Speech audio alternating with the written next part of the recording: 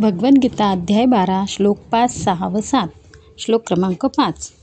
क्लेशोऽधिकतरस्तेषाम् अव्यक्तासक्तचेतसाम् अव्यक्ता हि गतिर्दुःखं देहवद्भिरवाप्यते. अर्थात सच्चिदानंद घन निराकार ब्रह्मात चित्त गुंतलेल्या त्या पुरुषांच्या साधनात कष्ट जास्त आहेत, कारण देहाचा अभिमान असणाऱ्यांकडून अव्यक्त ब्रह्माची प्राप्ती कष्टानेच होत असते. या श्लोकात भगवान श्रीकृष्ण सांगतात की निर्गुण निराकार ब्रह्माची उपासना करणे हे सगुण ब्रह्माच्या उपासनेपेक्षा अधिक कठीण आहे. श्लोक क्रमांक 6.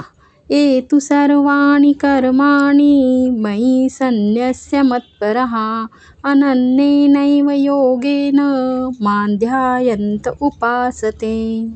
श्लोक क्रमांक 7.